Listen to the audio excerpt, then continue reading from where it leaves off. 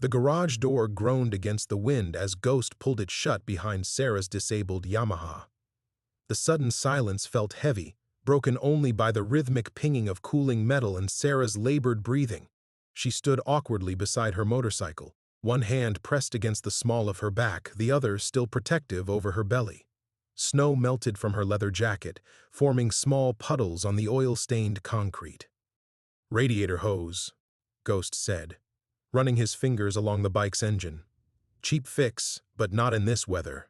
You're looking at morning, earliest." Sarah's face went pale. "I can't stay here overnight. I need to keep moving." Something in her voice, that particular desperation he'd heard too many times before, made Ghost look up from the engine. In the harsh fluorescent light, he could see the exhaustion etched into her young face, the way her eyes darted toward the windows as if expecting someone to materialize from the storm. This wasn't just about a broken motorcycle. "Running from someone?" he asked, wiping his hands on an already greasy rag. She stiffened. "That's not your business." "No, it's not." Ghost stood slowly, his knees protesting after decades of crouching over engines. "But I've got coffee that's only half poison, a space heater that works most of the time, and 30 years of minding my own business. You're welcome to all three until this blows over." The wind hammered against the garage doors as if testing their resolve. Sarah flinched at the sound, her hand moving instinctively to the silver pendant at her throat. The movement caught Ghost's attention again, and for a moment, the fluorescent lights seemed to flicker, casting strange shadows across the cramped space.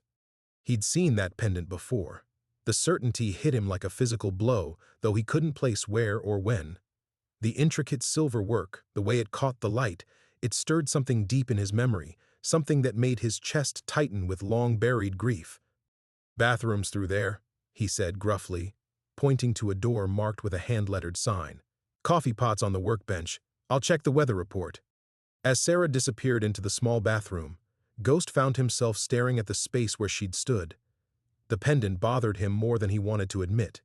30 years of fixing broken things had taught him that some problems ran deeper than what you could see on the surface, and this girl, Sarah, she'd mumbled when he'd asked, carried the kind of damage that went bone deep.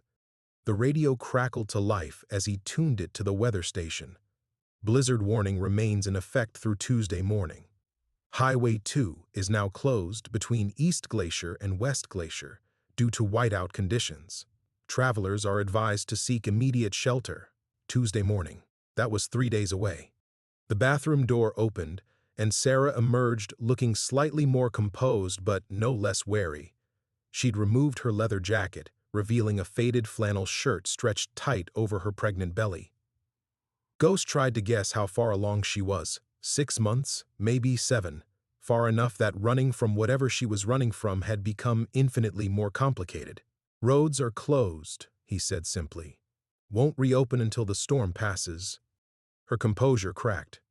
"No, that's not. I have to keep going. I have to get to Seattle before—" She stopped herself, jaw clenched tight. "Before what?" "Before he finds me." The words hung in the air between them like smoke. Ghost had heard similar confessions before, whispered by other stranded souls who'd found their way to his garage over the years. But something about Sarah felt different, personal, in a way that made his old wounds ache. "He violent?" Ghost asked. Sarah's silence was answer enough. Ghost poured 2 cups of coffee from the perpetually brewing pot, handing one to Sarah. She wrapped her hands around the chipped ceramic mug as if it were a lifeline, inhaling the steam with visible relief. "What's your last name, Sarah?" She hesitated. "Does it matter?" "Might. If someone comes looking." "Chen," she said finally. "Sarah Chen." The coffee mug slipped from Ghost's fingers, shattering against the concrete floor. Coffee splashed across his boots, but he barely noticed. The name hit him like shrapnel, tearing through 30 years of carefully constructed defenses. Chen. Lin Chen. The nurse in the field hospital outside Da Nang who'd held his hand while they dug shrapnel from his shoulder, who'd whispered promises in broken English about after the war, about building something beautiful from all the ugliness, who'd been carrying his child when he'd shipped out on that final disastrous mission, the mission that had killed everyone but him. Sarah was staring at him, her face a mixture of concern and growing alarm. "Are you okay? You look like you've seen a ghost." Ghost bent to pick up the larger pieces of the shattered mug, his hands shaking. "Just clumsy," he managed. "Old hands." But as he knelt there on the cold garage floor, surrounded by coffee and ceramic shards, he could have sworn he heard something impossible, the soft crying of a baby, drifting through the wind like an echo from another lifetime. The sound faded as quickly as it had come, leaving only the storm's relentless howling. Ghost forced his breathing to steady as he gathered the ceramic pieces, acutely aware of Sarah's concerned gaze. When he looked up, she was chewing her lower lip, a nervous habit that sent another unwelcome jolt through his memory. Lynn had done the same thing when she was thinking, when she was worried about him heading out on another patrol. "Let me get you another mug," he said, dumping the shards into the trash bin beside his workbench. His voice sounded normal enough, but his hands were still trembling as he reached for a clean cup from the shelf above the coffee pot. "Are you sure you're okay?" Sarah asked. "When I said my name, you looked like I'd seen a ghost." Ghost finished. "Yeah, you mentioned that." He poured fresh coffee, this time gripping the handle tight enough to leave marks. "Just reminded me of someone I used to know. Long time ago." Sarah accepted the new mug cautiously. "Someone important?" Ghost didn't answer immediately. Instead, he moved to his desk, a scarred metal thing he'd salvaged from a school demolition 15 years back, and pulled out a bottle of Jim Beam from the bottom drawer. He added a generous splash to his coffee, then held the bottle toward Sarah with raised eyebrows. "Can't," she said, touching her belly. "But thanks." He nodded and returned the bottle to its hiding place. The ritual gave him time to think, to build the walls back up. He'd gotten good at that over the years, compartmentalizing, shutting down the pathways that led to dangerous territory. It was how he'd survived 3 decades of living with ghosts. "This place been yours long?" Sarah asked, settling carefully onto the old couch he kept in the corner. It was threadbare and probably older than she was, but it was clean and comfortable enough for the occasional stranded traveler. 31 years this December. Ghost leaned against his workbench, studying her face in the fluorescent light. The resemblance wasn't obvious. Sarah's features were rounder, softer than Lynn's had been. But something about the way she held herself, the determined set of her jaw, was achingly familiar. "Bought it when I got back from the service. Figured Montana was far enough from everything that mattered." Far enough from what? Vietnam. The whole damn world, really. He sipped his fortified coffee, feeling the whiskey burn away some of the chill that had settled in his bones. "What about you? Where'd you come from before you ended up on my doorstep?" Sarah's fingers tightened around her mug. "Portland. I was living in Portland. Long ride to Seattle from there. Could have taken I-84, been there in 5 hours. Why come all the way up through Montana?" The question hung between them, and Ghost watched her internal struggle play out across her face. She was deciding how much truth to give him, weighing risks he could only guess at. "He knows the direct routes," she said finally. "Knows where I'd go. My grandmother lives in Seattle. Lived, I mean. She died last month. But she left me her house, and I thought maybe if I could get there, if I could disappear for a while." "Your grandmother," Ghost repeated. The words felt strange in his mouth. What was her name? Something flickered in Sarah's eyes. Caution, maybe suspicion. Why? Just making conversation. But it wasn't, and they both knew it. Ghost felt like a man standing on the edge of a cliff, knowing that the next step could send him tumbling into an abyss he'd spent 30 years avoiding. Sarah studied his face for a long moment. "Lynn," she said quietly. "Lynn Chen. She came here from Vietnam in 1975. Worked as a nurse until she retired." The coffee cup slipped again, but this time Ghost caught it before it fell. His knuckles had gone white against the ceramic. The garage suddenly felt smaller, the walls pressing in like the sides of a foxhole under mortar fire. "Did she ever—" He stopped, started again. "Did she ever talk about the war? About people she knew over there?" "Sometimes. When I was little, she'd tell me stories. About working in the hospitals, about the soldiers she helped." Sarah's voice had grown softer, more thoughtful. She always said there was one who got away, someone she cared about who just disappeared one day. She never told me his name. Ghost turned away, ostensibly to refill his coffee but really to hide the expression he knew was written across his face. Outside, the wind had picked up again, rattling the windows like fingers drumming against glass. The sound reminded him of monsoon season, of rain hammering against the metal roof of the field hospital where he'd first seen Lynn smile, where he'd first fallen in love with a woman he'd ultimately abandoned.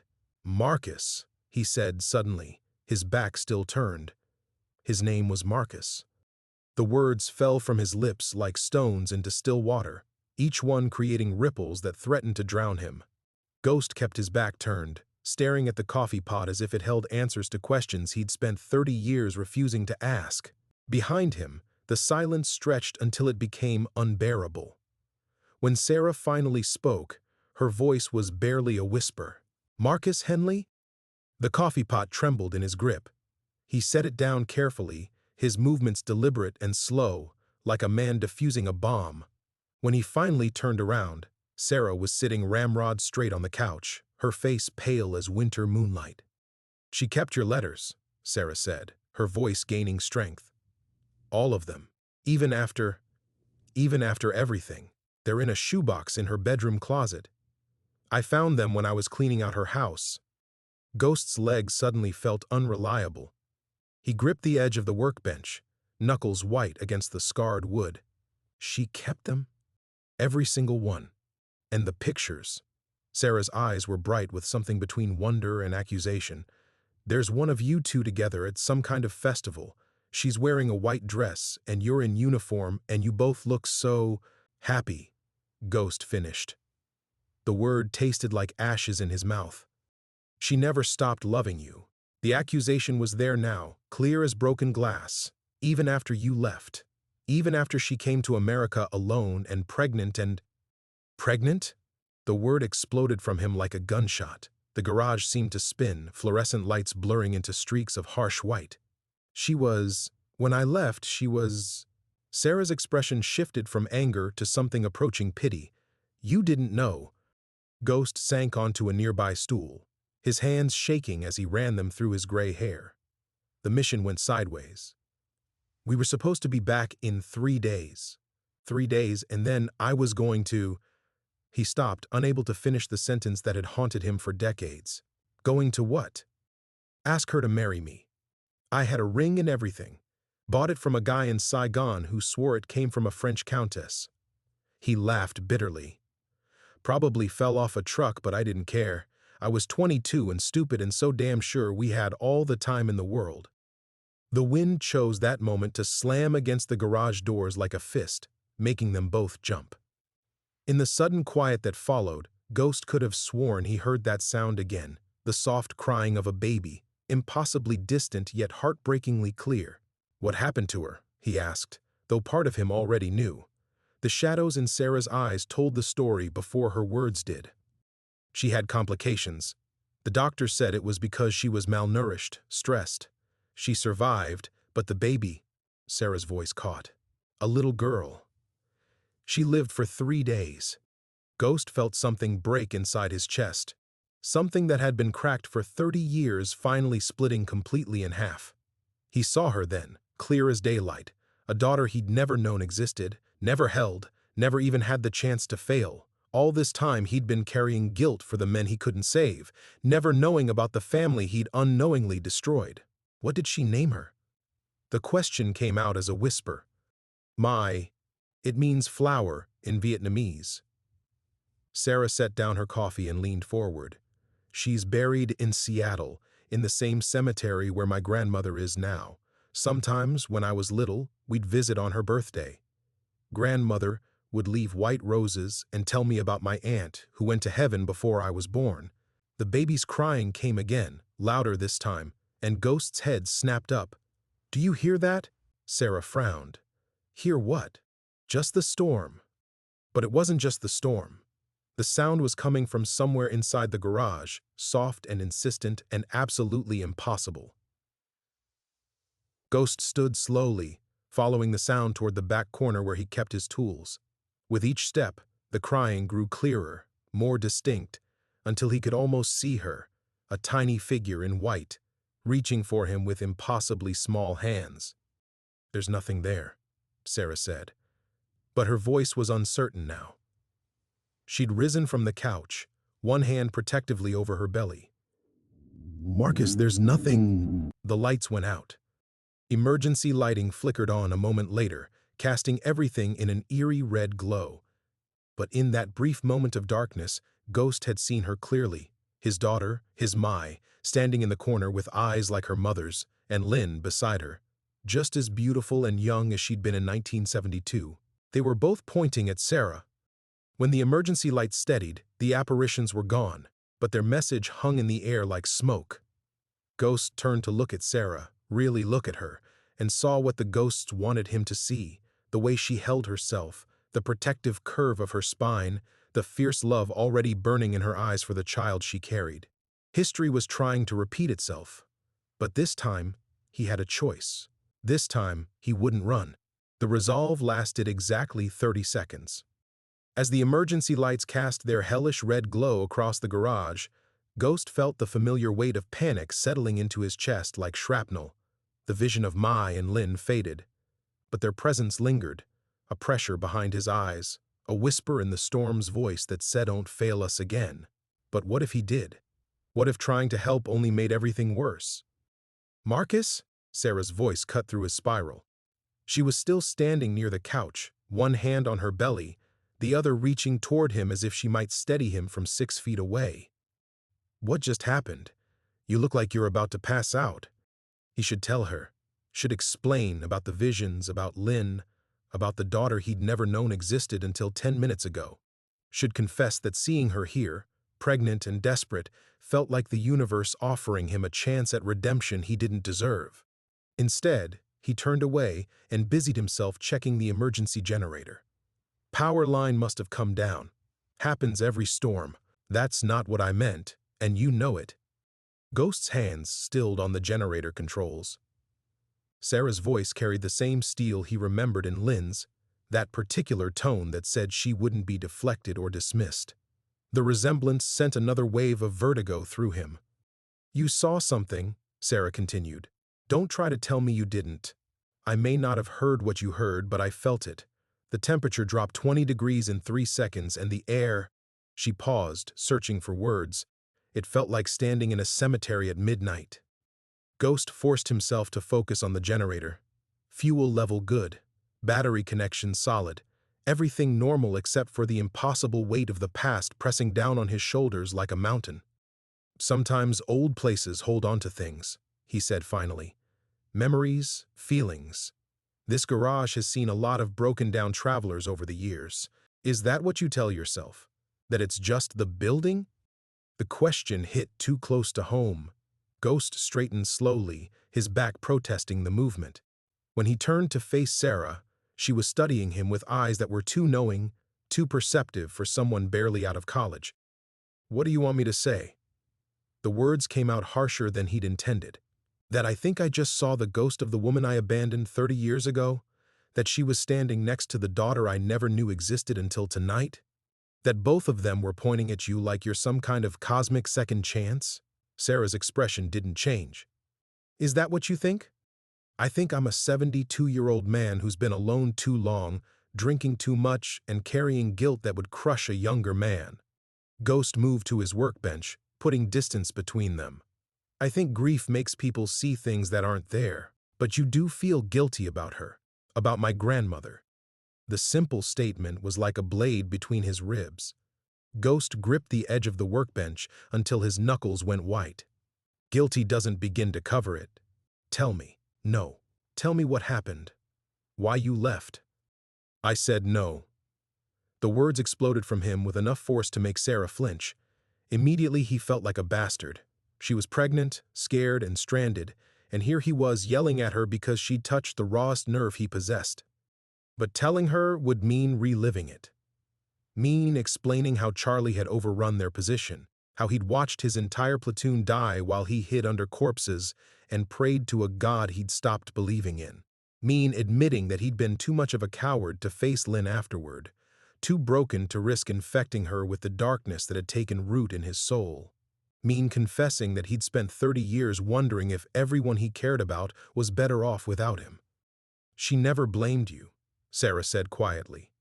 "Grandmother, I mean. Even when things got hard, even when she was raising my mother alone, she never said a bad word about you.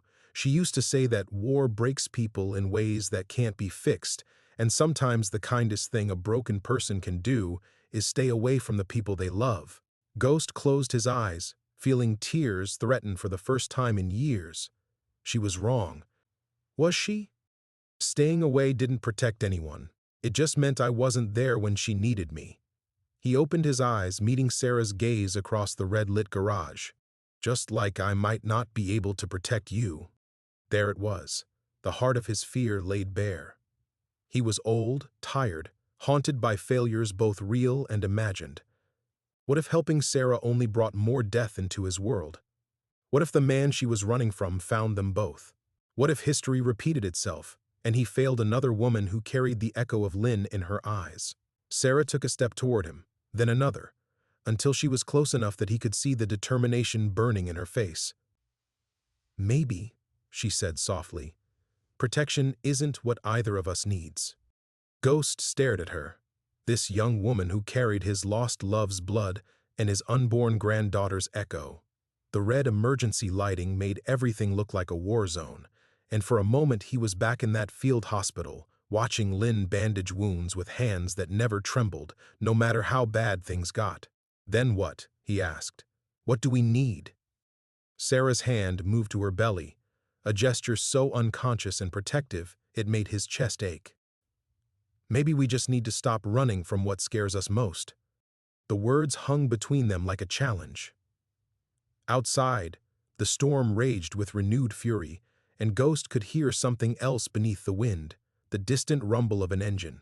Probably just a truck on the highway, but it made him think of pursuit, of the man Sarah was fleeing, of all the ways this could go wrong. "I've been running for 30 years, he said. "I'm good at it." "So have I. Different reasons maybe, but same result." She moved closer, and he caught a scent that was achingly familiar. Jasmine and rain, just like Lynn used to smell after her shifts at the hospital. "I've been running from my ex-boyfriend for 6 months. Before that, I was running from my grandmother's expectations. Before that, from my mother's disappointment. I'm tired of it." Ghost wanted to step back, to maintain the distance that had kept him safe all these years. But something in Sarah's eyes held him frozen. Not just determination, recognition, as if she saw something in him that even he had forgotten existed. "The baby," he said suddenly. Is the father dangerous?" "Yes." Sarah's jaw tightened. "But that's not the only reason I'm running. Jake, the father, he doesn't know about the baby. Doesn't know I'm pregnant, and I'm not sure he ever will if I have anything to say about it." The confession hit Ghost like cold water. Here was another parallel he hadn't expected. Another child who might grow up without knowing her father. The symmetry was too precise to be coincidence. "She?" he asked, latching onto the detail that mattered most. Sarah's expression softened for the first time since she'd walked through his door. "According to the ultrasound. A girl." Her hand traced a protective circle over her belly. "I've been calling her Hope. Stupid maybe, but not stupid." Ghost's voice came out rougher than he intended. Mai would have liked that name.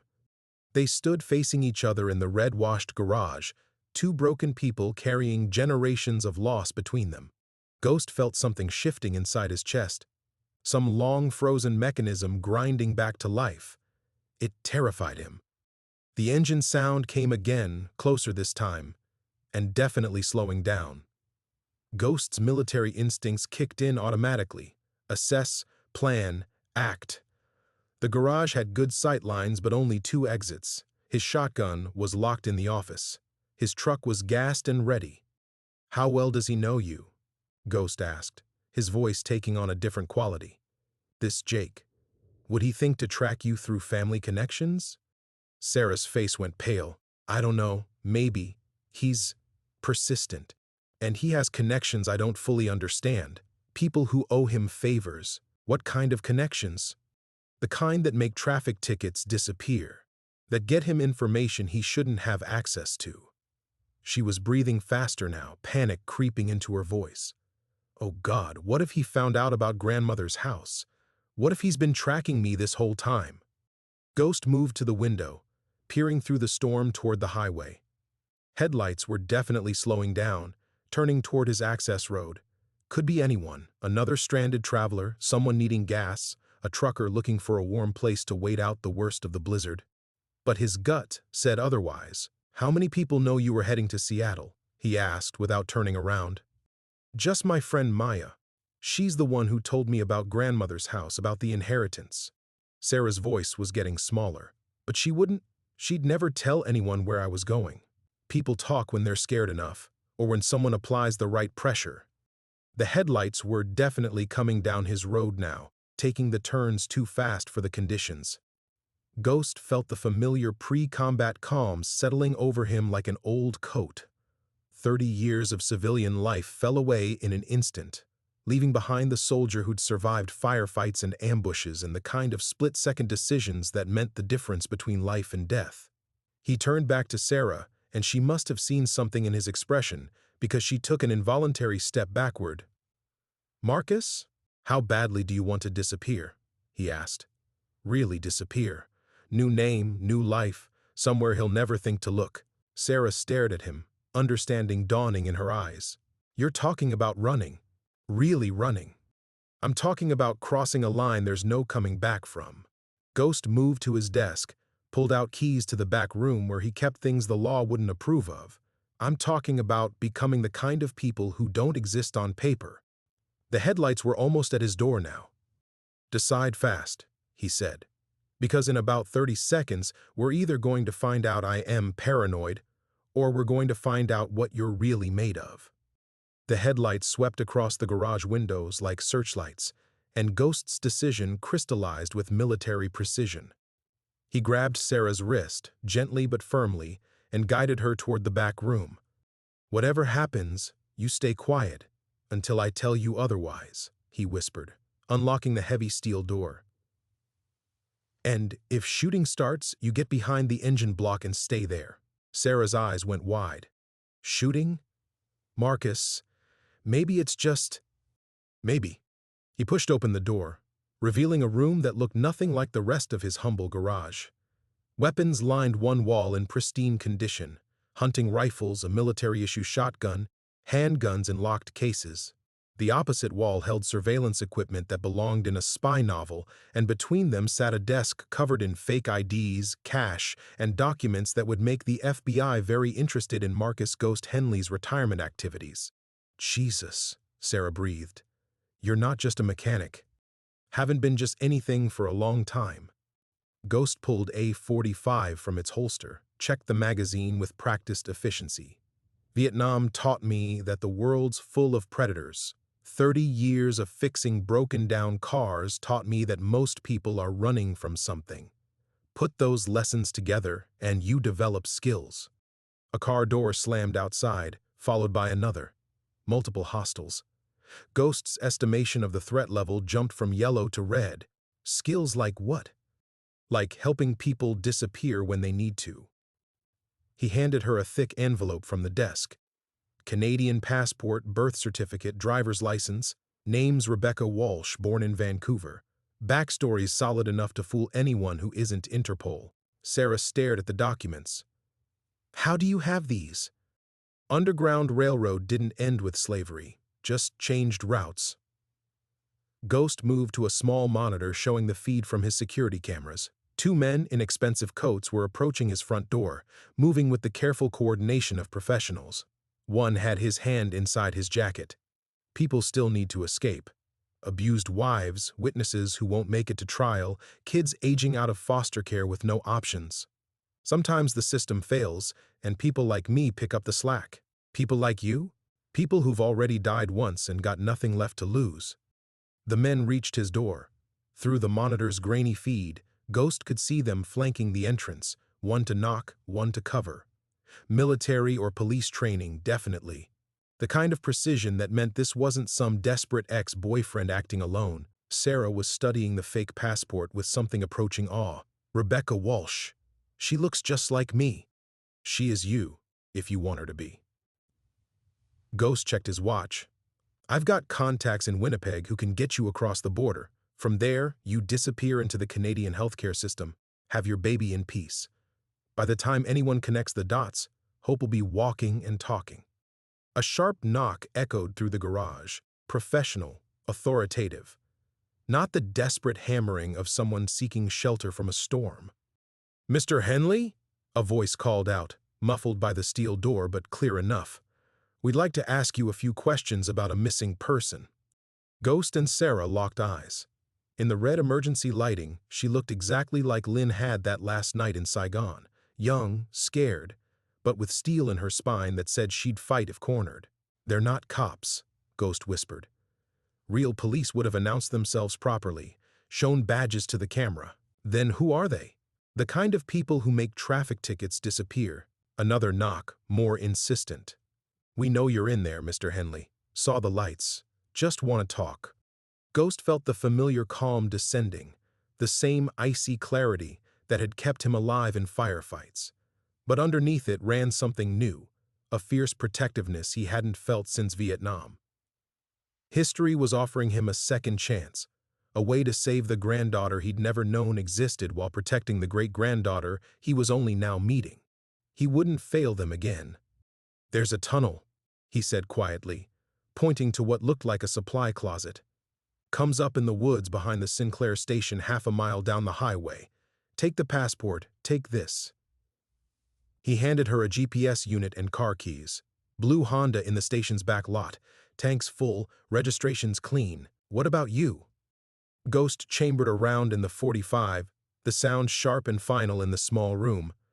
"I'm going to have a conversation with your friends out there. Find out exactly who sent them and what they know. Marcus, no, we can both run. Use the tunnel together." He looked at her, this brave young woman carrying his blood and his redemption, and smiled for the first time in years. "Some ghosts," he said, "are done running." The approach. Sarah clutched the fake passport against her chest, her knuckles white in the emergency lighting. "I'm not leaving you to face them alone." "Yes, you are." Ghost moved to a weapons locker, withdrawing a tactical vest that had seen better decades. The Kevlar was still good. He'd checked it last month, same as he checked everything in this room. Old habits from a war that never really ended. "This isn't a debate, Sarah. Those men out there aren't here to chat about the weather." Another knock, harder this time. "Mr. Henley, we're not going away. We know she's here." The words hit like ice water. They knew.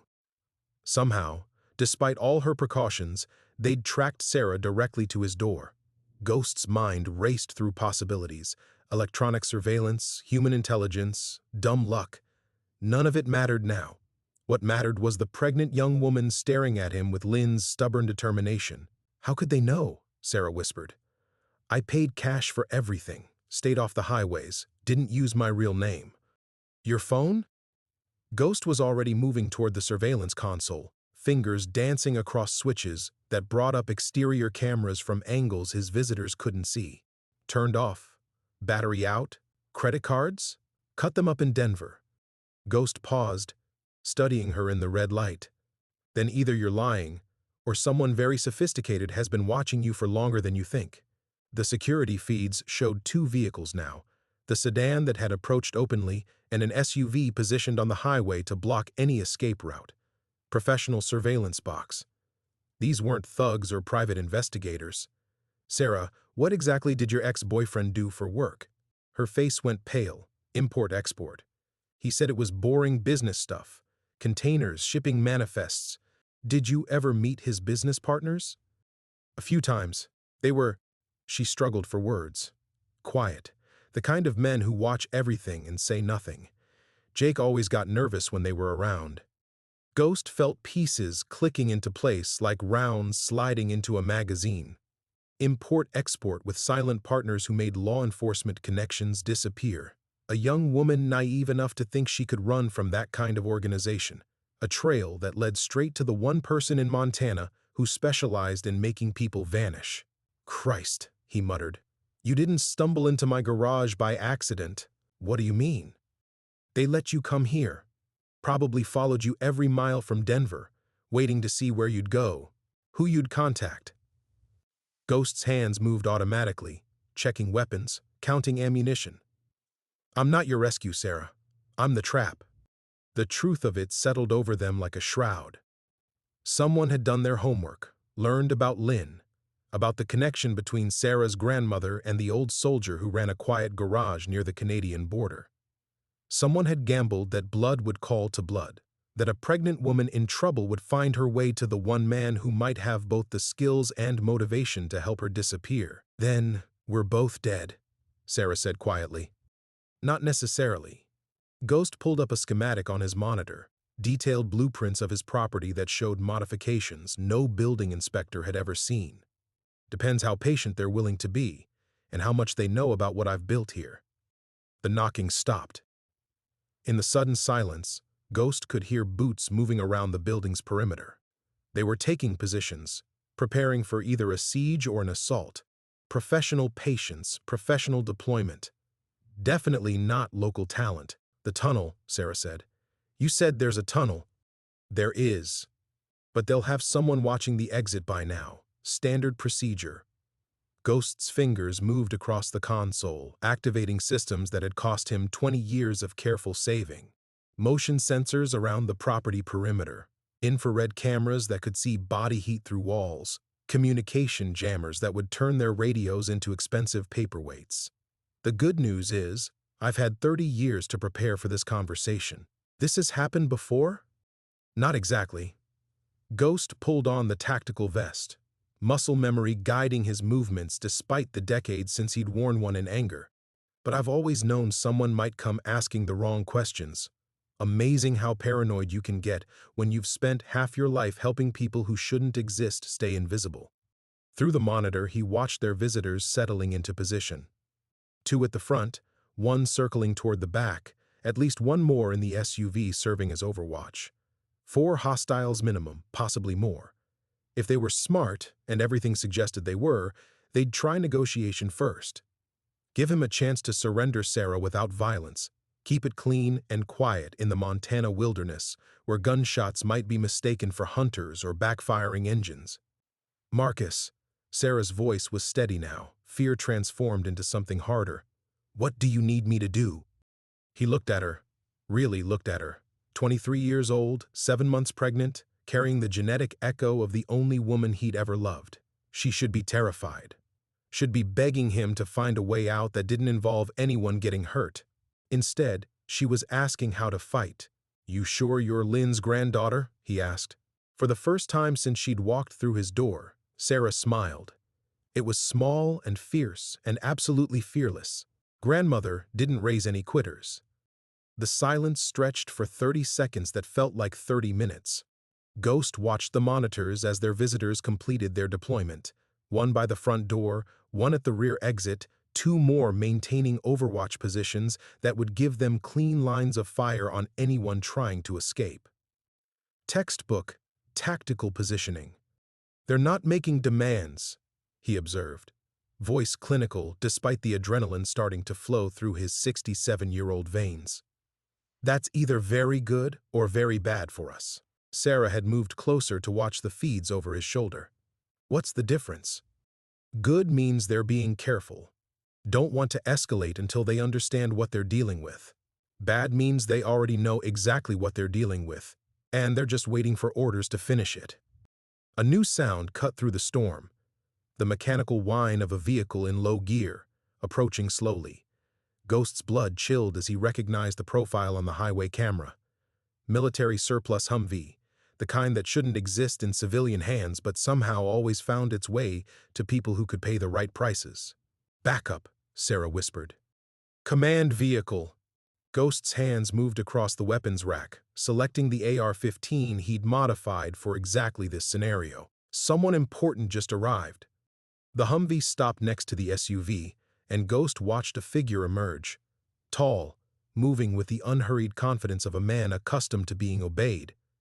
Even through the storm and grainy camera feed, something about the silhouette triggered recognition in Ghost's combat-trained brain. Son of a bitch, he breathed. What? I know that walk. Ghost enhanced the image, trying to make out details through the snow. Military bearing, favors his left leg. Shrapnel wound, probably Vietnam era. The figure gestured to his men, and Ghost saw the crisp precision of hand signals he'd learned 40 years ago in jungle training. This isn't about your ex-boyfriend, Sarah. She stared at him. Then what? This is about me. The realization hit like a physical blow. Someone's been watching my operation for God knows how long. You weren't the target. You were the bait. Lead them straight to the man who's been helping people disappear for 30 years.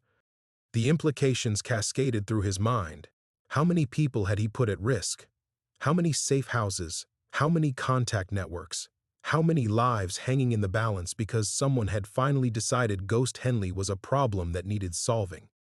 A speaker crackled to life outside, military-grade equipment that cut through the storm like a blade. The voice that emerged was cultured, educated, with just a hint of Southern accent. Sergeant Marcus Henley, 173rd Airborne Brigade. The formal address made Ghost's spine straighten involuntarily. My name is Colonel James Vance, U.S. Army Intelligence, retired. I believe we need to have a conversation. Sarah grabbed Ghost's arm. He knows you. He knows my unit. Ghost was running facial recognition in his head, scrolling through decades of memories. The name Vance triggered something. Briefings in Saigon, classified operations, the kind of officers who spoke softly and carried very big sticks. Intelligence community, the kind of people who keep files on anyone who might become a problem later. Mr. Henley, the amplified voice continued, I'm not here to arrest you. I'm not here to shut down your little humanitarian operation. I'm here because you have something that belongs to some very dangerous people, and those people have asked me to retrieve it quietly. Ghost felt the last pieces of the puzzle clicking into place. Sarah's ex-boyfriend wasn't just import-export. He was connected to something larger: organized crime, intelligence networks, the shadowy overlap between government operations and deniable assets. And somehow, a pregnant 23-year-old had stumbled into the middle of a game she couldn't possibly understand. What does he mean? Sarah's voice was barely audible. What do I have that? Not what? Ghost said grimly. Who? He looked at her belly, where hope was growing in blissful ignorance of the forces gathering around her. Your daughter Sarah. She's not just any baby. The truth was there in Sarah's widening eyes, in the sudden understanding that her ex-boyfriend's boring business stuff had been anything but boring, that the child she carried might be valuable to people who dealt in currencies more dangerous than money. Outside, Colonel Vance was still talking, his voice reasonable and patient and absolutely implacable. I'm going to count to 60, Sergeant. Then my men are coming in. I'd prefer this stayed civilized, but the choice is yours. Ghost looked at the woman beside him, Lynn's granddaughter carrying Lynn's great-granddaughter, both of them trapped in a web that stretched back to decisions made in Vietnamese jungles and Saigon back alleys decades ago. History had a way of collecting its debts with interest, but some debts were worth paying. Sarah, he said quietly, how do you feel about learning to shoot? The dark moment. Sarah's hands shook as Ghost pressed the pistol into her palm. The metal felt impossibly heavy, alien against her skin. I can't, she whispered. I've never… Safety's off. Point and squeeze. That's all you need to know. Ghost's voice was steady, but she could see the calculations running behind his eyes. Angles of attack, fields of fire, the mathematics of impossible odds. But Sarah, listen to me. Don't use it unless they're about to kill you. Through the speakers, Colonel Vance's countdown continued with metronomic precision. 45 seconds, Sergeant. Ghost moved to the weapons rack, selecting items with the efficiency of long practice. Extra magazines, a tactical light, what looked like a small grenade that Sarah prayed wasn't what she thought it was. His movements were different now, not the careful deliberation of the mechanic she'd met, but the fluid economy of a soldier preparing for war. The tunnel, she said desperately. We could still… They'll have thermal imaging on the exit by now. Ghost pulled up a schematic on his monitor, pointing to a red dot positioned exactly where she'd hoped they could escape. "See? They're not amateurs." The dot pulsed steadily, a digital heartbeat marking their doom. Sarah felt hope shift inside her, an innocent flutter of life that seemed to mock the violence gathering around them. What kind of world was she bringing her daughter into? What had Jake done that would make these people hunt a pregnant woman across 3 states? 30 seconds. "Marcus." She grabbed his arm as he moved toward the door leading to the main garage. "What aren't you telling me? About my grandmother, about why you're really helping me?" Ghost stopped. In the red emergency lighting, his weathered face looked like carved stone, ancient and immutable. When he spoke, his voice carried the weight of decades. "I loved her," he said simply. "Loved Lynn more than I thought possible. And when Saigon fell, I left her behind." His eyes found Sarah's, and she saw the raw wound that 30 years hadn't healed. "I've regretted that choice every day since." 15 seconds. The confession hung between them like a bridge across decades of silence. Sarah understood now why he'd opened his door to a stranger, why he'd risked everything to help someone he'd never met. She wasn't just Lynn's granddaughter. She was his chance at redemption, his opportunity to save the family he'd abandoned. "She never stopped hoping you'd come back," Sarah said softly. "Even after she married my grandfather, even when the cancer was taking her. She kept one of your letters until the day she died." Something broke in Ghost's face, a careful control he'd maintained for 30 years cracking like old stone. "Sarah, The lights went out. Emergency power kicked in a heartbeat later, but in that moment of absolute darkness, Sarah heard the distinctive crack of splintering wood. They were coming in from multiple directions simultaneously. Front door, back exit, probably the vehicle bay as well. Professional, coordinated, overwhelming. "Down!" Ghost shoved her behind his desk as the first gunshot echoed through the garage. The sound was impossibly loud in the enclosed space, followed immediately by the staccato chatter of automatic weapons. Sarah pressed herself against the floor, one hand instinctively protecting her belly while the other clutched the pistol Ghost had given her. Above her head, bullets sparked off metal tools and punched through equipment with wet, meaty sounds that meant they were designed to do the same to human bodies. Ghost returned fire from behind an overturned workbench, his rifle barking in measured 3-round bursts. Professional fire discipline, even under pressure. But Sarah could see what he couldn't. There were too many muzzle flashes, too many angles of attack. They were being overwhelmed by sheer numbers. A smoke grenade detonated somewhere in the garage, filling the air with choking white vapor that made her eyes water and her throat burn. Through the chaos, she heard boots on concrete, moving with tactical precision, closing in. "Sarah," Ghost's voice was strained now, desperate. "The tunnel, go now." She started to move, then saw the blood spreading across his tactical vest. Dark arterial red that meant something vital had been hit. Ghost was still fighting, still laying down covering fire, but his movements were slowing, becoming uncoordinated. "I won't leave you."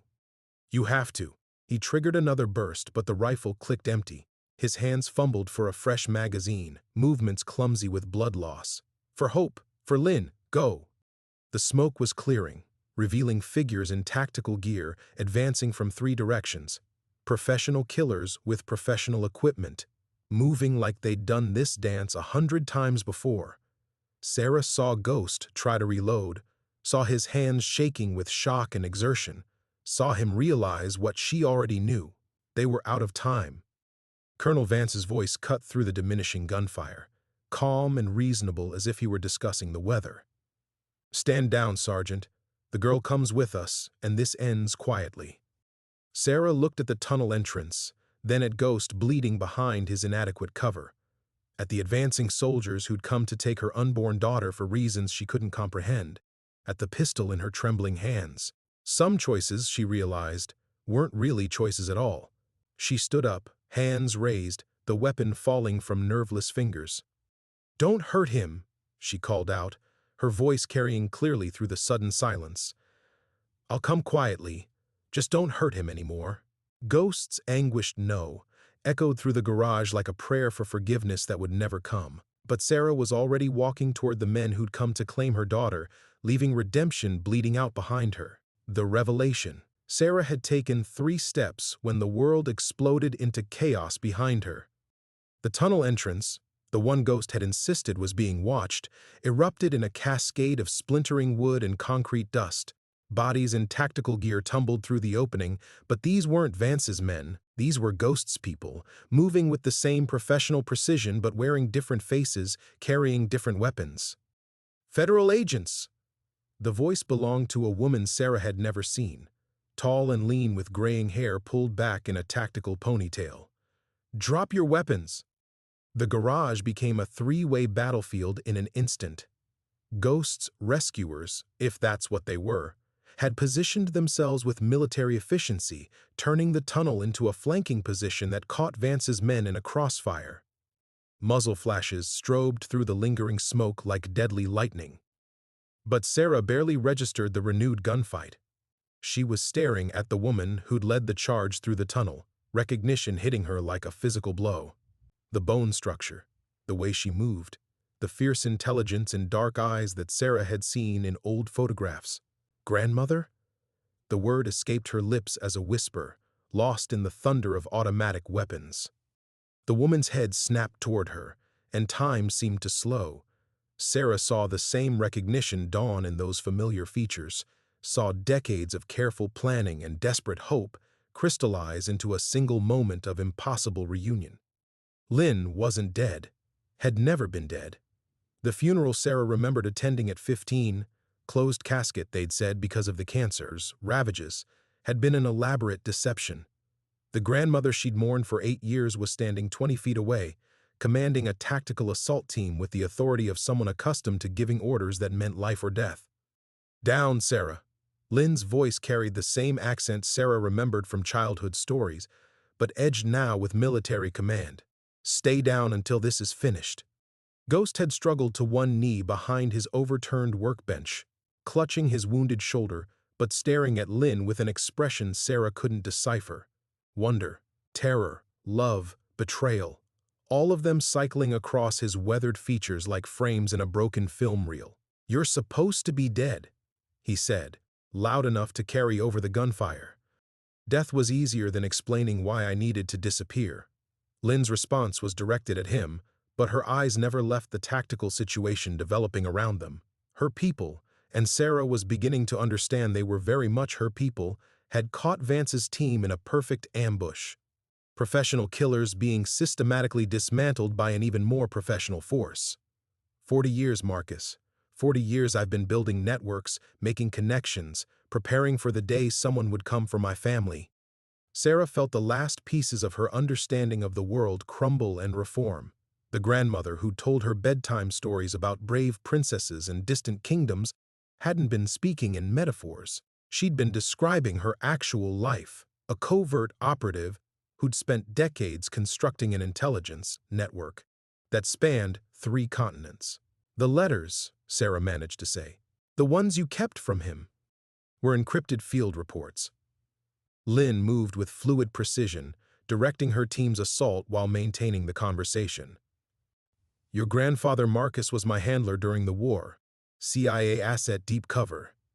He didn't abandon me in Saigon, Sarah. He was extracted under hostile fire after our network was compromised. Ghost's rifle slipped from numb fingers. The briefings said you were dead, killed in the rocket attack on District 8. I saw the after-action reports.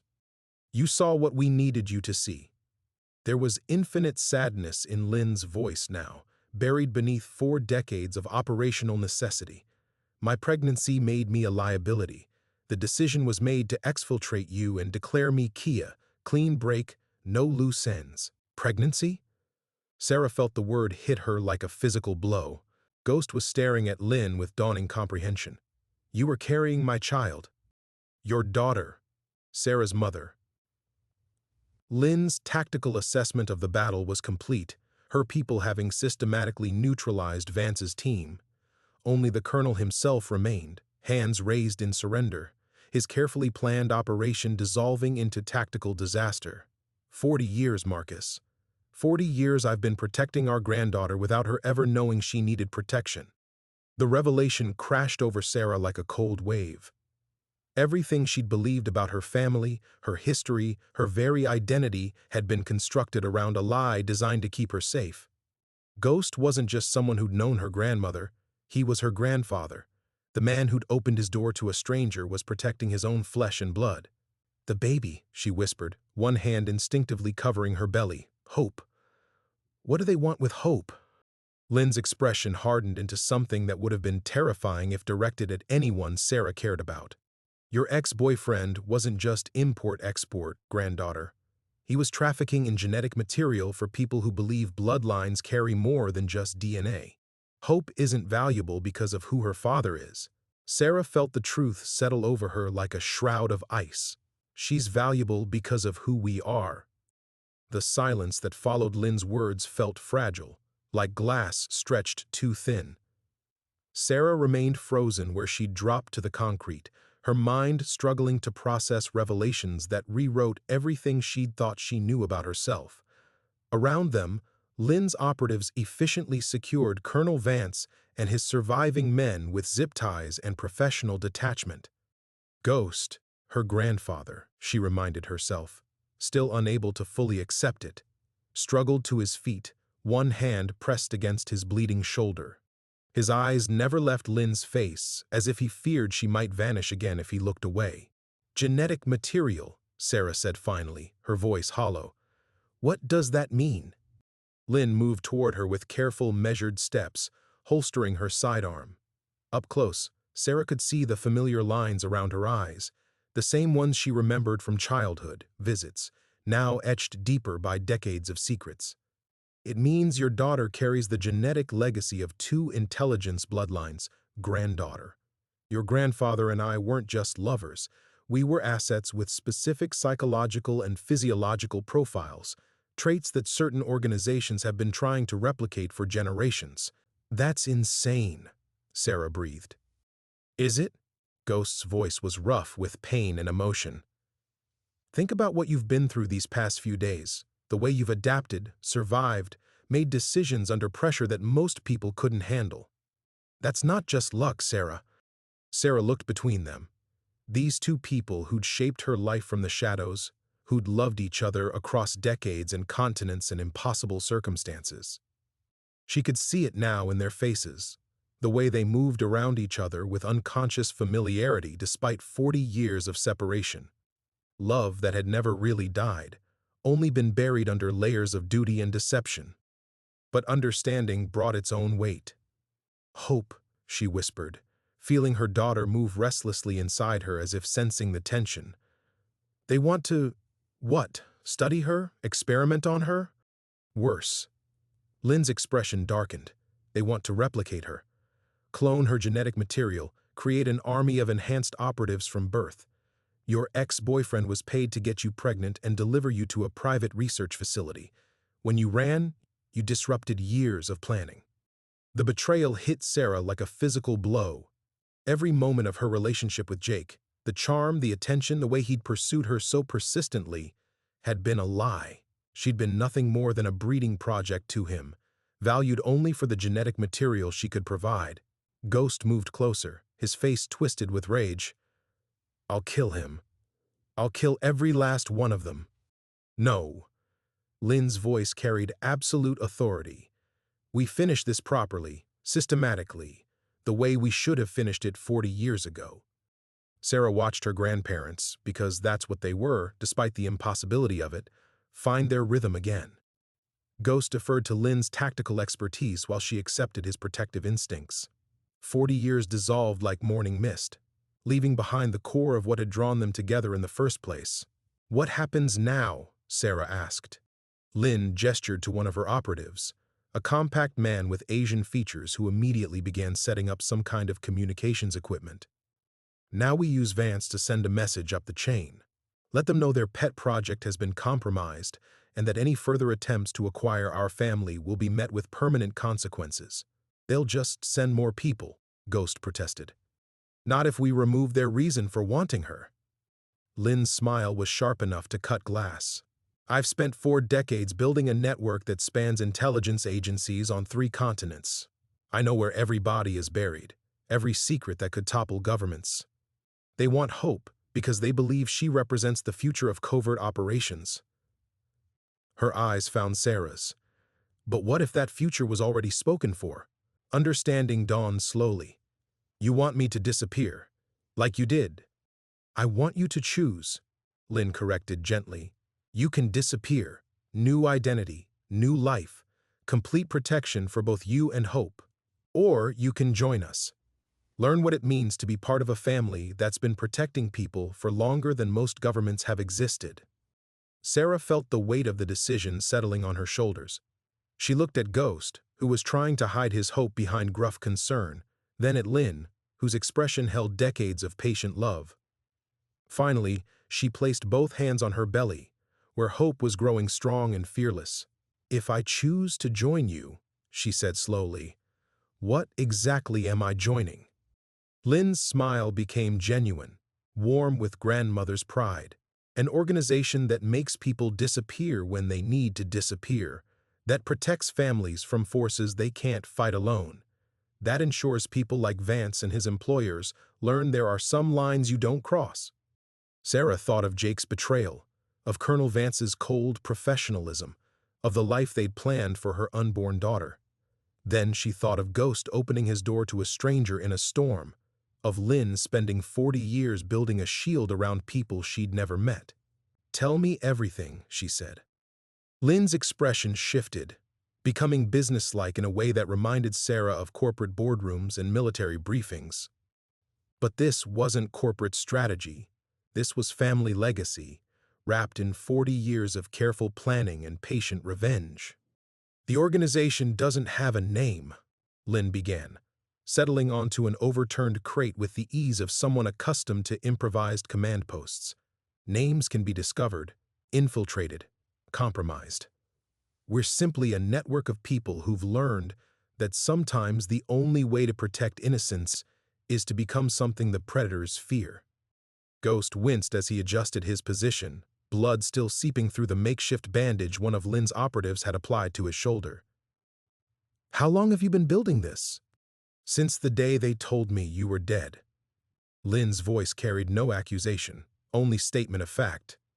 I realized then that people like us, people with our skills, our psychological profiles, would never be truly safe.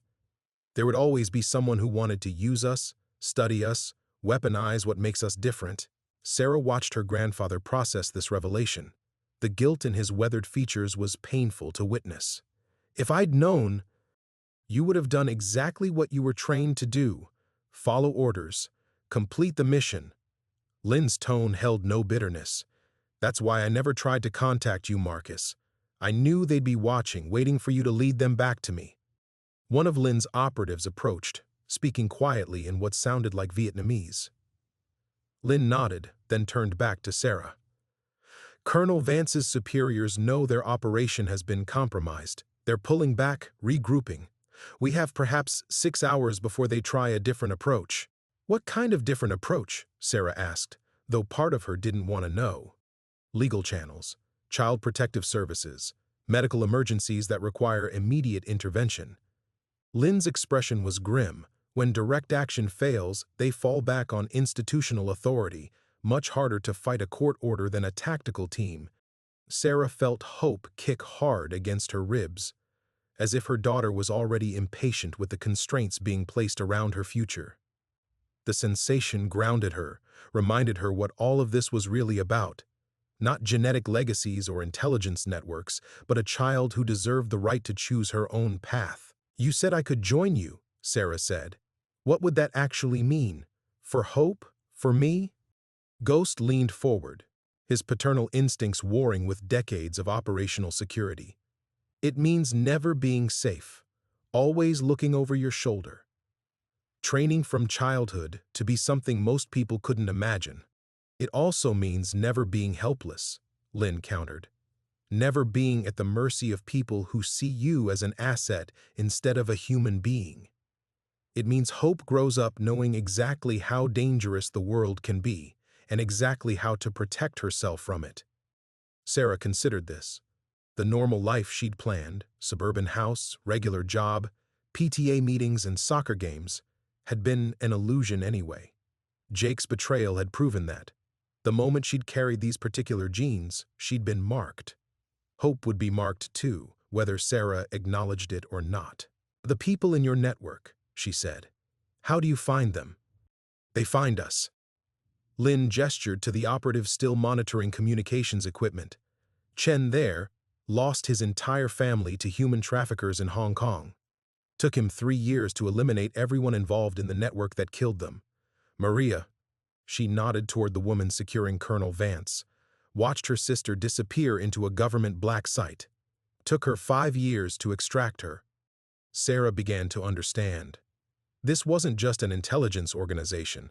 It was a family of the wounded, people who'd been broken by systems too large to fight alone. People who'd found each other and decided to break back. "What about normal people?" she asked. "People who just want to disappear, start over?" "We protect them too." Ghost's voice was soft now, thoughtful. "Every safe house, every new identity, every time someone vanishes from an abusive situation, that's us. That's what we do." Sarah felt the weight of decision crystallizing in her chest.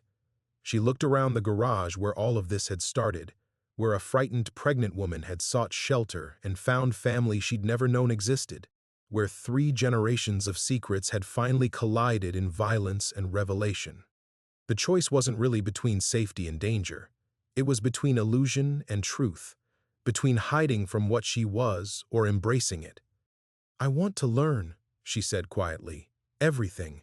How to protect Hope, how to protect other people's children, how to make sure what they planned for her never happens to anyone else." Lin's smile was radiant with grandmother's pride.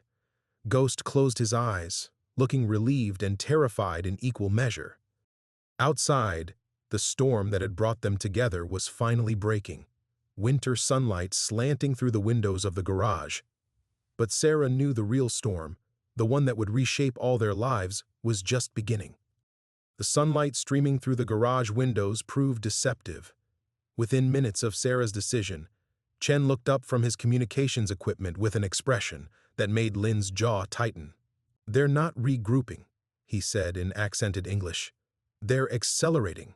"What does that mean?" Sarah asked, though the ice forming in her stomach suggested she already knew. Lin was on her feet instantly, the grandmother disappearing behind the operative. "How long?" "Helicopters inbound from Kalispell. Medical evacuation team with court-authorized intervention orders. They're claiming maternal distress, risk to the unborn child." Chen's fingers flew across his tablet. "ETA, 12 minutes. Ghost struggled upright, his wounded shoulder forgotten. "Legal kidnapping." "Worse than that." Lin's voice carried the weight of bitter experience. "Once they have her in a medical facility, they can claim complications, emergency procedures. By the time any legal challenge makes it through the courts, Hope will be born and the genetic material harvested." Sarah felt her daughter kick frantically, as if sensing the approaching threat. The peaceful moment of family reunion was shattering around them, replaced by the immediate reality of pursuit and capture.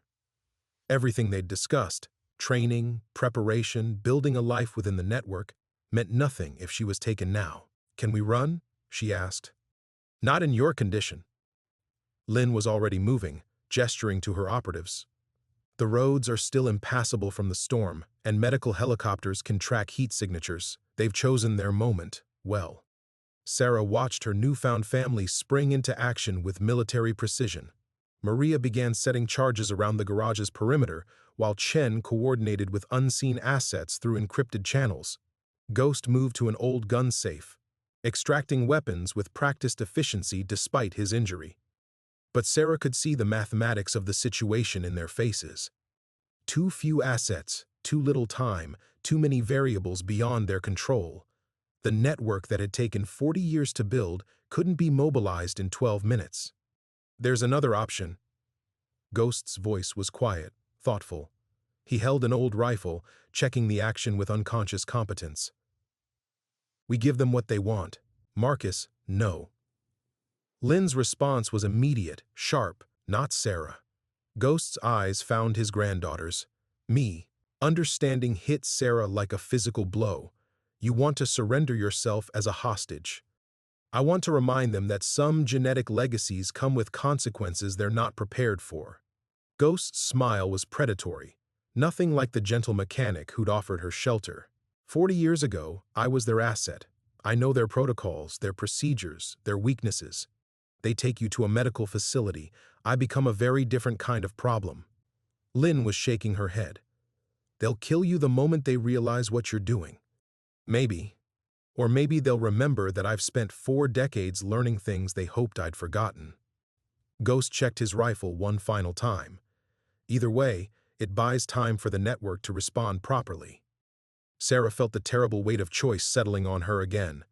Her grandfather, this man she'd known for 3 days who represented a lifetime of protection she'd never known she needed, was offering to trade his life for her freedom.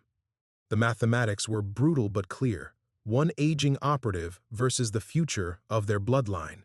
But the approaching helicopter sound made the decision for them. Chen looked up from his equipment, expression grim. 2 birds, not one. Full tactical team on the second chopper. They're not taking chances this time. The garage fell silent except for the growing thunder of rotor blades. Sarah closed her eyes, feeling hope move restlessly inside her, and realized that everything she'd learned in the past 72 hours had been preparation for this single moment. Not the revelation of family secrets or the discovery of hidden legacies, but this, the moment when theory became reality and survival depended on embracing what she truly was. When she opened her eyes, both her grandparents were watching her with expressions of fierce pride and desperate fear. 3 generations of secrets had led to this moment in a Montana garage, with winter sunlight slanting through windows and the sound of approaching enemies growing louder by the second. I know what we're going to do, Sarah said, her voice steady with sudden certainty. She placed both hands on her belly, feeling Hope's strong movements, and looked at the 2 people who'd spent 40 years protecting her from shadows. We're going to show them exactly what they're trying to capture. Ghost's smile was savage with approval. Lynn's expression shifted into something that would have terrified armies. Outside, the helicopters were close enough that the garage windows began to vibrate. But inside, 3 generations of a family that had been forged in war and tempered by decades of secrets were finally ready to stand together. The final test had begun.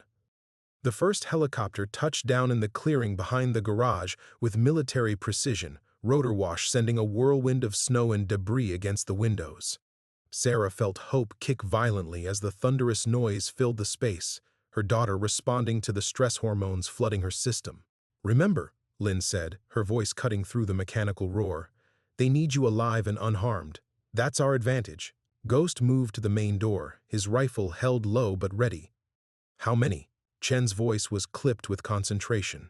6 tactical, 2 medical, 1 supervisor. Second bird holding overwatch pattern.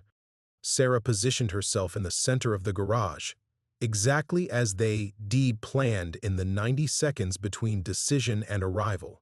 She could feel the weight of her grandparents' love and terror surrounding her like armor.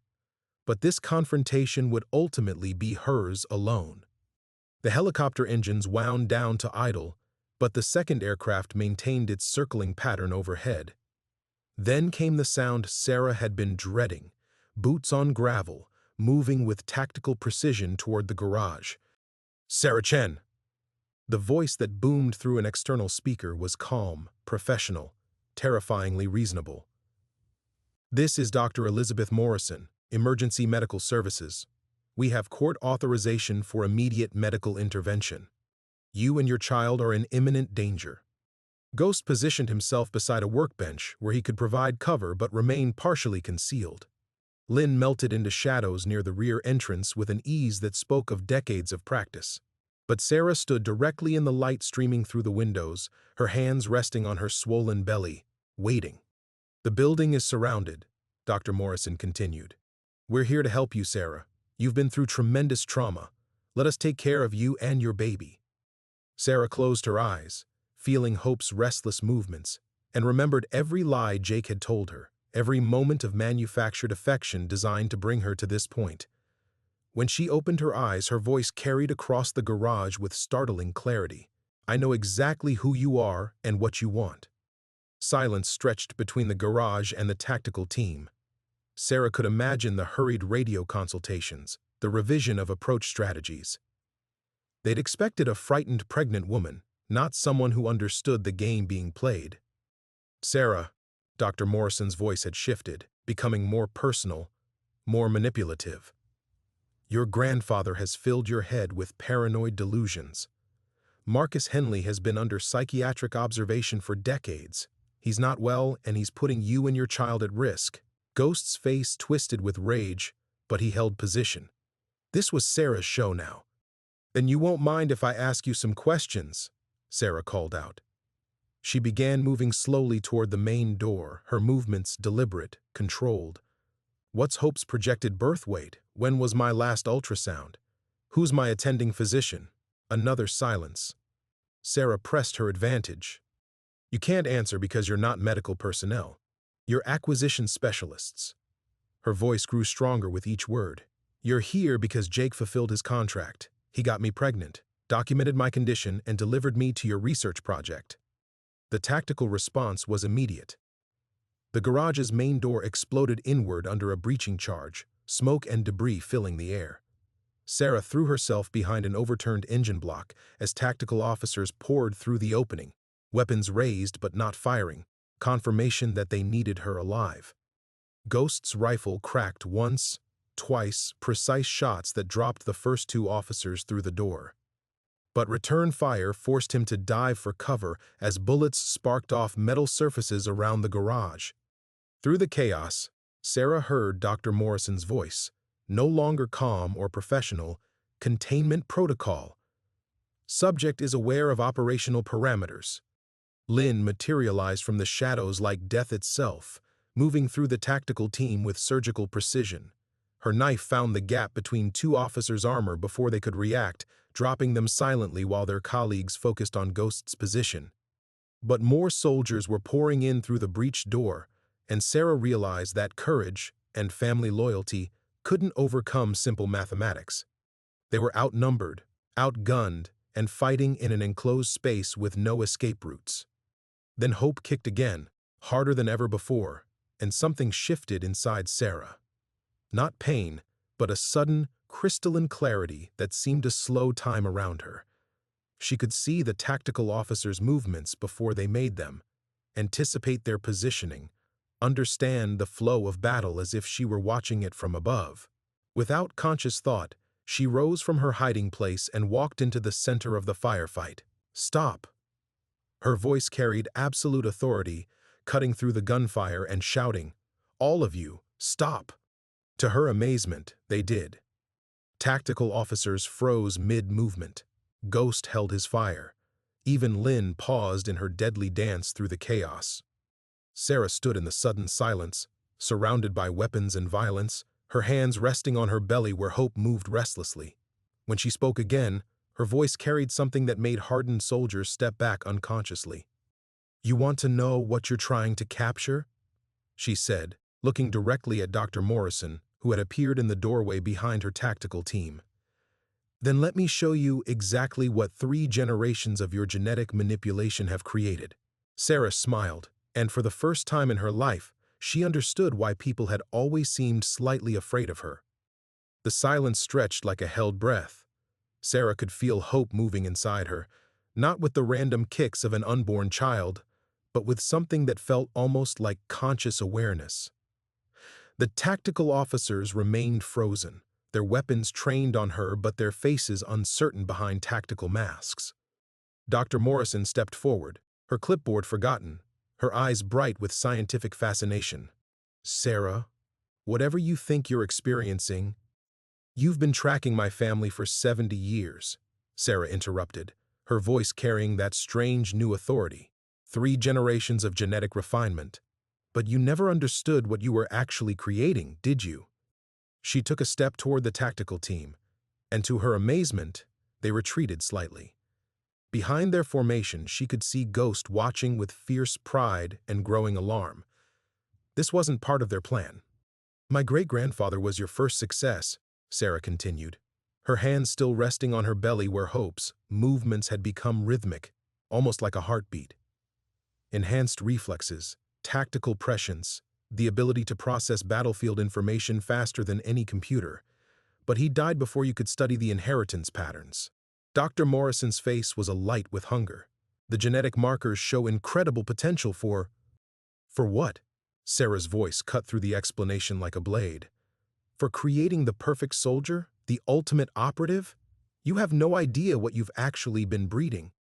She could feel it now, the thing that had always lurked at the edges of her consciousness, the awareness that went beyond normal human perception, the ability to see patterns, connections, possibilities that others missed. She'd always attributed it to intuition, but now she understood it was something far more fundamental. Hope isn't just carrying enhanced genetics, Sarah said, and her voice seemed to echo strangely in the confined space. She's the fourth generation, the culmination, and she's been aware since conception. Ghost's rifle lowered slightly. Even he was staring at her with something approaching awe. Sarah closed her eyes and let herself sink fully into the awareness that Hope was sharing with her. Suddenly, she could feel the heartbeat of every person in the garage, could sense their intentions, their fears, their decision trees spreading out like visible maps. The tactical officers were trained, disciplined, but fundamentally reactive. Dr. Morrison was brilliant but blinded by scientific obsession. Her grandparents were prepared to die to protect her. But there was another option, one that required sacrifice, but not the kind any of them had imagined. When Sarah opened her eyes, tears were streaming down her face. "You want to study what we are?" she said, looking directly at Dr. Morrison. "Then I'll make you a deal. I'll come with you willingly.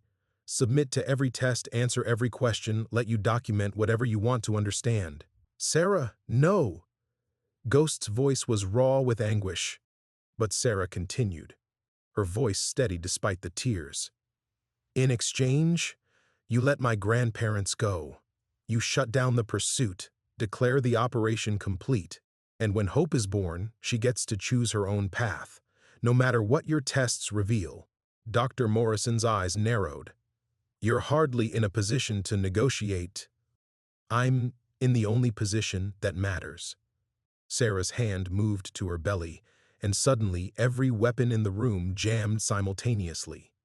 Tactical officers pulled triggers that wouldn't respond, checked safeties that were already disengaged, stared at equipment that had inexplicably failed. The silence that followed was absolute. "Hope is listening to this conversation," Sarah said quietly. "She's been aware for months, learning, growing, understanding what's waiting for her, and she's already more powerful than anything you imagined possible." One by one, the weapons began functioning again, as Hope apparently released whatever hold she'd placed on them. But the message was clear. The balance of power in the garage had shifted completely. "This is the sacrifice," Sarah continued, looking at Ghost and Lynn with infinite love and regret.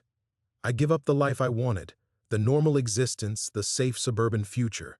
I become your research subject willingly, completely, so that Hope can someday choose what I never could." Ghost was shaking his head, his face stricken. "There has to be another way." "There isn't." Sarah's voice was gentle but final. "You've spent 40 years running from them, protecting secrets, fighting shadows. That ends now. Hope deserves better than a life of hiding."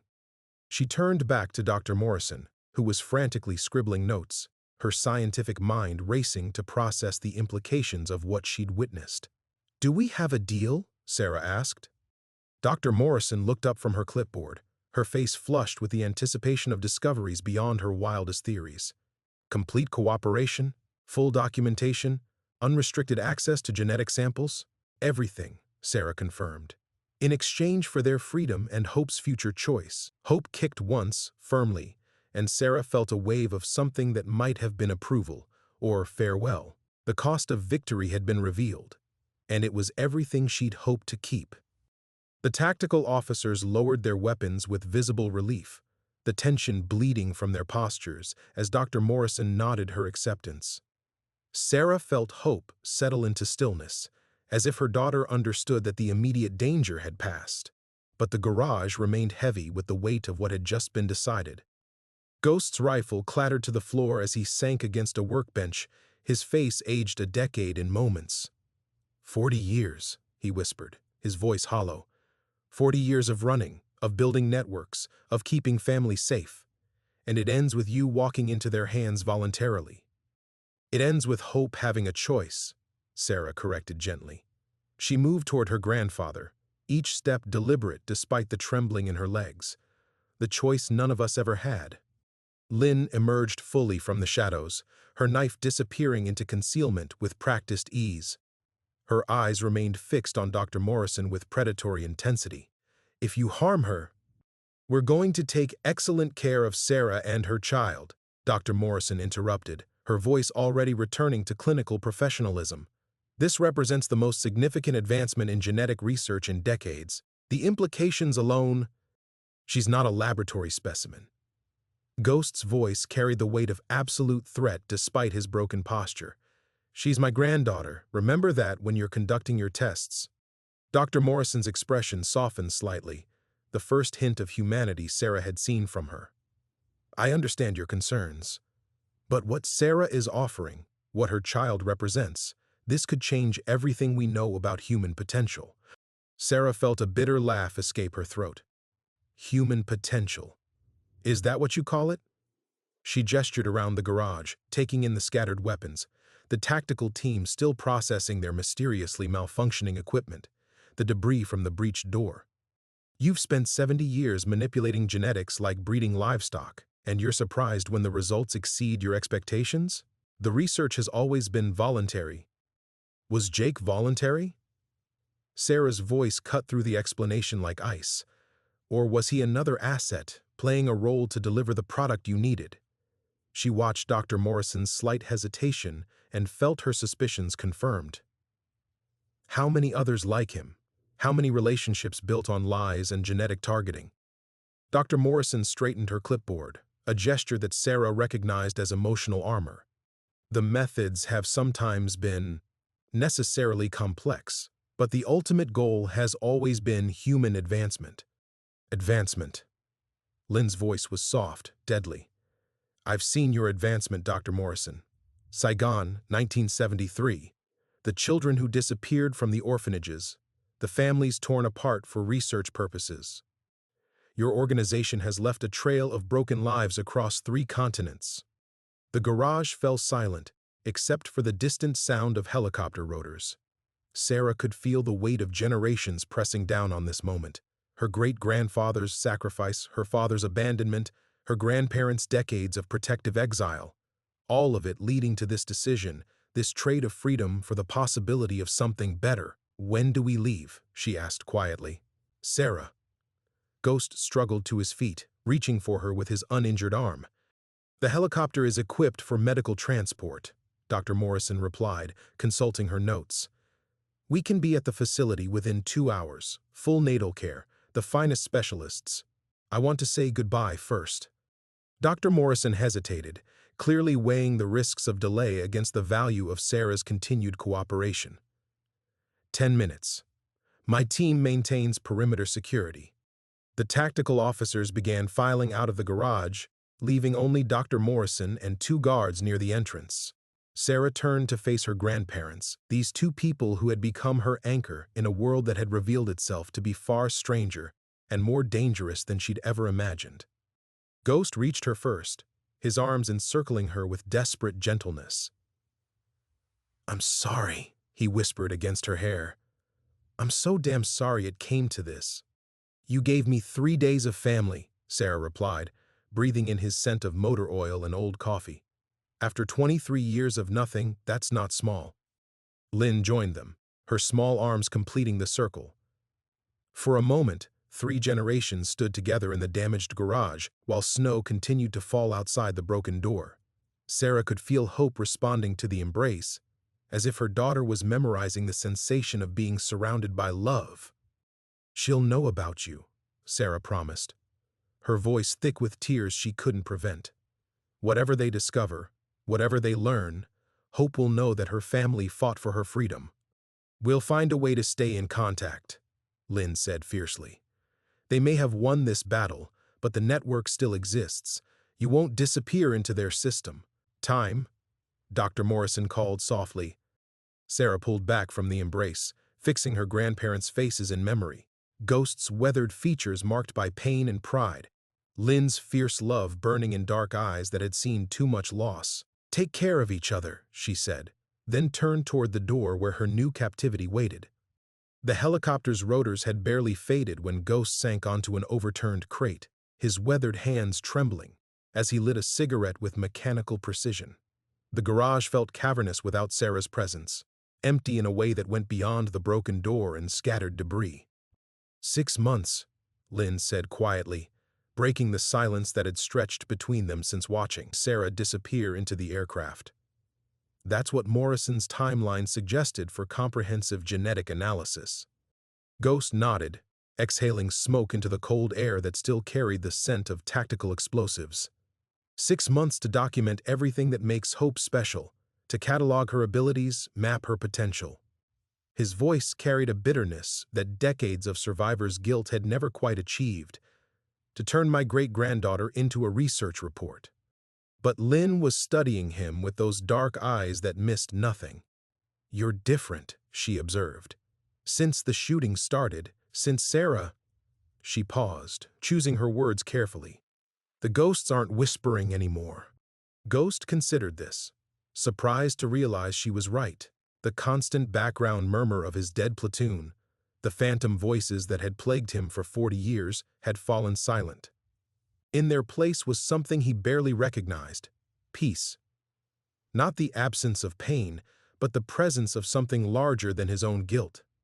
"She forgave me," he said simply. "Sarah, not just for abandoning you in Saigon, but for all of it. The choices that led to Anna's death, the years of running, bringing this danger to her doorstep." He took another drag, watching the smoke dissipate in the cold air. Hard to carry guilt when forgiveness is that complete. Over the following weeks, as they repaired the garage and waited for news from Lynn's network contacts, Ghost found himself changing in ways that went beyond the lifting of old burdens. His hands, steadier now without the constant tremor of hypervigilance, worked with renewed precision on engine repairs. His sleep, while still light from decades of military conditioning, no longer featured the screaming faces of his dead platoon. The first message came through encrypted channels 3 weeks after Sarah's departure. She was healthy, comfortable, cooperating fully with the research while maintaining strict boundaries about Hope's future autonomy. The facility's medical staff was excellent, if somewhat bewildered by their patients' comprehensive understanding of her own genetic modifications. "She's managing them," Lynn observed with proud satisfaction as they decoded the transmission, playing their game while protecting what matters most. Ghost smiled, recognizing Sarah's tactical mind in the careful balance she was striking. She learned fast. 3 days of family, and she absorbed 40 years of survival skills. The second change came more gradually. Ghost found himself reaching out to other veterans in the area, men he'd avoided for decades out of fear that his particular brand of PTSD might expose too much about his past. But with the supernatural voices finally quiet, he discovered an unexpected gift for listening to others' demons. "You're becoming what you always were underneath," Lynn told him one evening, as they watched him help a young Afghanistan veteran troubleshoot both a carburetor and a panic attack. "A leader who protects people." "Different kind of protection now," Ghost replied, wiping grease from his hands. "Less about keeping secrets, more about giving people safe places to heal." The spring message brought news that transformed everything. Hope had been born healthy, aware, and displaying capabilities that had the research team simultaneously fascinated and terrified. Sarah was recovering well and had successfully negotiated expanded communication privileges in exchange for continued cooperation. But it was the final line of the transmission that made Ghost's breath catch. Hope opened her eyes for the first time today. "They're the exact color of motor oil and old coffee. She knows about her family." 6 months after Sarah's departure, she returned.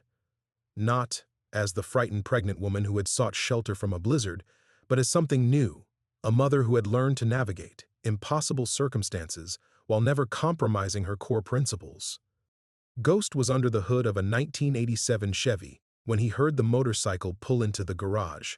He knew the sound of that particular engine, rebuilt with his own hands, but when he straightened and turned around, he barely recognized the woman removing her helmet. Sarah's face carried new lines of experience, her movements the controlled grace of someone who had spent months being studied, while studying her observers in return. But her smile, when she saw him, was pure joy. "Hello, Grandpa," she said, and Ghost felt 40 years of mistakes finally, completely resolved. In her arms was a bundle that made small, contented sounds, a child who would grow up knowing her family's history while being free to write her own future. The circle, broken in Saigon decades ago, was finally complete. Ghost set down his wrench and walked slowly toward his granddaughter, his boots echoing in the garage that had become sacred ground over these past months. Sarah met him halfway, adjusting Hope's blanket against the October chill that seemed less bitter now, more like possibility than ending. "How?" he asked, his voice rough with emotion he'd stopped trying to hide. Sarah's laugh carried notes of triumph and exhaustion in equal measure. "Turns out, when you give them everything they want, they discover they don't actually want to keep you prisoner forever. Hope's genetic profile is so complex it'll take them years just to understand what they've documented, and I convinced them that studying a child raised in isolation would compromise their data." She shifted the baby, and Ghost caught his first clear glimpse of his great-granddaughter. Hope's eyes were indeed the color of motor oil and old coffee, but they held an awareness that made him catch his breath. This wasn't the unfocused gaze of a newborn. This was recognition, ancient and knowing. "She's been waiting to meet you," Sarah said softly. Ghost extended one oil-stained finger, and Hope's tiny hand closed around it with surprising strength. The moment their skin touched, he felt something he'd never experienced, a sense of continuity that stretched beyond his own damaged lifetime. This child carried the best of all of them, his resilience, Lynn's fierce intelligence, Sarah's unbreakable moral core, even Anna's gentle spirit that had haunted his dreams for decades. "The nightmares stopped completely after she was born," Sarah said, watching his face, like Anna finally got to see her family whole again. Lynn emerged from the back office where she'd been monitoring radio chatter, her expression shifting from cautious alert to pure joy when she saw them. "You're free? Both of you?" "Conditional release," Sarah clarified, settling into the chair Ghost had built by the wood stove during the long months of waiting. "Monthly check-ins, genetic monitoring, detailed reports on Hope's development. But we get to live our lives." "And if they change their minds?" Ghost asked, the tactical part of his brain still running threat assessments.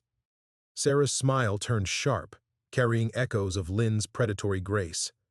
"They're not going to change their minds. Hope demonstrated a few additional capabilities during our stay that convinced them cooperation is much preferable to coercion." As if summoned by her name, Hope opened her eyes and looked directly at Ghost. For a moment, he could have sworn he heard the whisper of familiar voices. Not his dead platoon, but something warmer. Anna's laugh, his mother's lullaby, the echo of every ancestor who'd fought to create this moment. Over the following weeks, the garage transformed again. Hope's presence brought an energy that seemed to heal more than just family wounds. The young veterans Ghost had been helping began bringing their own families around, drawn by something they couldn't name but recognized instinctively, the safety of a place where broken things got fixed. Sarah proved to be a natural mechanic, her enhanced perception allowing her to diagnose engine problems with uncanny accuracy. "Hope likes the sound of motors," she explained, adjusting the timing on a stubborn Ford while her daughter dozed in a makeshift crib built from tire rims and soft blankets. "She finds the rhythms soothing." Ghost watched his granddaughter work and marveled at how seamlessly she'd integrated the extraordinary into the ordinary. Her abilities were no longer a source of fear or persecution. They were simply tools she used to build the life she wanted. The first snow of Hope's first winter arrived on the anniversary of that original blizzard. Ghost stood in the doorway, watching fat flakes fall in the same pattern that had brought Sarah to him a year ago. But now the sight filled him with gratitude instead of memories of loss. "Thinking about circles?" Lynn asked, joining him with 2 cups of coffee. "Thinking about new beginnings," he replied, accepting the warmth. Inside the garage, Sarah was reading to Hope from one of the technical manuals, her voice mixing repair procedures with improvised lullabies. Hope listened with solemn attention, as if memorizing every word. "She'll grow up knowing she's loved unconditionally," Ghost said, voicing the realization that had been building for months. "Knowing she belongs somewhere, with people who choose her over and over again. The opposite of how we all grew up," Lynn agreed. As they watched, Hope began making soft sounds that almost resembled laughter. Sarah looked up and caught them watching, her face radiant with contentment. "Come inside," she called. "Hope wants to hear the story about the time Grandpa taught a carburetor to sing." Ghost stubbed out his cigarette and stepped back into the warmth, where 3 generations waited to write tomorrow's stories. Outside, the snow continued falling, but it no longer looked like an ending. It looked like home.